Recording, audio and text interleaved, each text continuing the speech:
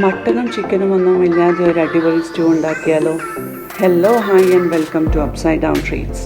സ്നേഹത്തിൽ നിറഞ്ഞ രുചി കൂട്ടുമായി ഞാൻ നിങ്ങളുടെ കൂട്ടുകാരി അഖി റഫീഖ്. നിങ്ങൾ എൻ്റെ വീഡിയോ ആദ്യമായിട്ടാണ് കാണുന്നതാണെങ്കിൽ പ്ലീസ് ഒന്ന് സബ്സ്ക്രൈബ് ചെയ്യണേ. പിന്നെ തൊട്ടടുത്തുള്ള ബെല്ലൈക്കൺ പ്രസ് ചെയ്യുകയാണെങ്കിൽ ഞാൻ ഇടുന്ന വീഡിയോസിൻ്റെ നോട്ടിഫിക്കേഷൻ നിങ്ങൾക്ക് അപ്പം തന്നെ കിട്ടും.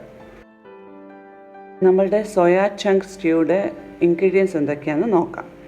2 മീഡിയം സൈസ് സവോള, കുറച്ച് കരിവേപ്പില, ഒരു ചെറിയ പീസ് ഇഞ്ചി, 3 വെളുത്തുള്ളി, 3 പച്ചമുളക്. ഇവിടെ ഞാൻ 1 കപ്പ് സോയ എടുത്തിട്ടുണ്ട്.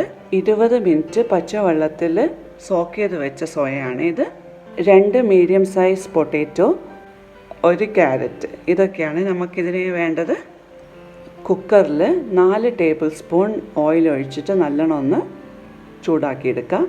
അതിലേക്ക് കറുപ്പ, ഗ്രാമ്പു, നമ്മൾ നേരത്തെ മാറ്റി വെച്ച സവോള, കരിവേപ്പില, നമ്മൾ നേരത്തെ മാറ്റി വെച്ച ഇഞ്ചി, വെളുത്തുള്ളി, പച്ചമുളക്, ഇത് 3 ഞാൻ അരച്ചിട്ടാണ് ഇതിൽ ചേർക്കുന്നത്.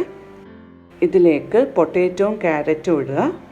എന്നിട്ട് ഇതിലേക്കൊരു 3/4 ടീസ്പൂൺ പെപ്പർ പൗഡർ ഇടാം. എരിവിനനുസരിച്ച് നിങ്ങൾക്ക് പെപ്പർ പൗഡർ കൂട്ടും കുറക്കും ചെയ്യാം. ഇതിലേക്ക് ആവശ്യത്തിന് ഉപ്പും 1/2 കപ്പ് വെള്ളം ഇട്ടിട്ട് നമുക്കിത് നല്ലോണം ഒന്ന് വേവിച്ചെടുക്കാം. ഇതൊരു 3 വിസിൽ വരുന്നത് വരെ നമുക്ക് കുക്ക് ചെയ്തെടുക്കണം.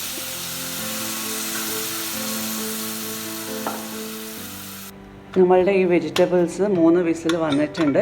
ഇപ്പോൾ ഇങ്ങനെ ഉണ്ടെന്ന് നോക്കാം. വെജിറ്റബിൾസ് എല്ലാം നല്ലോണം കുക്കായിട്ടുണ്ട്.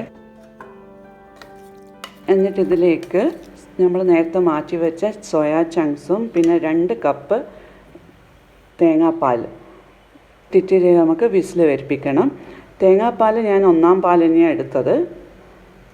ഞാനിവിടെ തേങ്ങാപ്പാൽ രാവിലെ തന്നെ ഉണ്ടാക്കിയിട്ട് ഫ്രിഡ്ജിൽ വെച്ചിരുന്നു. അതുകൊണ്ടാണ് ഇങ്ങനെ കട്ടിയായിട്ടുള്ളത്. ഇനി ഇതൊക്കെ കൂടിയിട്ട് നല്ലോണം ഒന്ന് മിക്സ് ചെയ്തിട്ട് 2 വിസിൽ വരുന്നത് വരെ നമുക്ക് കുക്ക് ചെയ്തെടുക്കണം. എൻ്റെ വീഡിയോസിനെ പറ്റിയിട്ടുള്ള സജഷൻസ് എന്തെങ്കിലും ഉണ്ടെങ്കിൽ കമൻറ്റ് ബോക്സിൽ പോസ്റ്റ് ചെയ്താൽ മതി. അല്ലെങ്കിൽ നിങ്ങൾക്ക് എന്തെങ്കിലും റെസിപ്പി ആവശ്യമുണ്ടെങ്കിൽ അതും കമൻറ്റ് ബോക്സിൽ പോസ്റ്റ് ചെയ്താൽ ഞാൻ നിങ്ങൾക്ക് വേണ്ടിയിട്ട് ആ റെസിപ്പി അപ്ലോഡ് ചെയ്യും. നമ്മുടെ സ്റ്റ്യൂ ഇപ്പം 2 വിസിലായി. ഇപ്പോൾ ഇത് ഓൾമോസ്റ്റ് റെഡി ആയിട്ടുണ്ട്. ഇതൊന്ന് നല്ലോണം മിക്സ് ചെയ്ത് കൊടുക്കുക. നിങ്ങൾക്ക് പുളി താല്പര്യം ഉണ്ടെങ്കിൽ ഒരു ചെറുനാരങ്ങയുടെ നീര് പകുതി ഇതിലേക്ക് ഇട്ട് കൊടുക്കാം.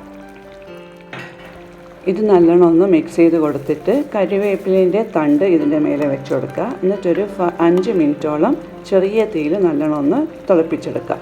അപ്പോൾ ഇതിന് നല്ലൊരു സ്മെല്ല് കിട്ടും. അപ്പോൾ നമ്മളുടെ ബീഫിൻ്റെ അതേ ടേസ്റ്റുള്ള സോയ ചങ്ക് സ്റ്റ്യൂ ഇവിടെ റെഡി ആയിട്ടുണ്ട്. നിങ്ങൾ എന്തായാലും ഒന്ന് ട്രൈ ചെയ്ത് നോക്കണം. നല്ല ടേസ്റ്റിയാണ്, നല്ല ഹെൽത്തിയുമാണ്. നിങ്ങൾ എൻ്റെ വീഡിയോ ആദ്യമായിട്ടാണ് കാണുകയാണെങ്കിൽ പ്ലീസ് ഒന്ന് സബ്സ്ക്രൈബ് ചെയ്യുക. വീഡിയോസ് ഇഷ്ടമായിട്ടുണ്ടെങ്കിൽ ലൈക്ക് ആൻഡ് ഷെയർ ചെയ്യുക. മറ്റൊരു വീഡിയോ ആയിട്ട് വരുന്നത് വരെ this is Akhi Rafeeq signing off from upside down treats. Good bye.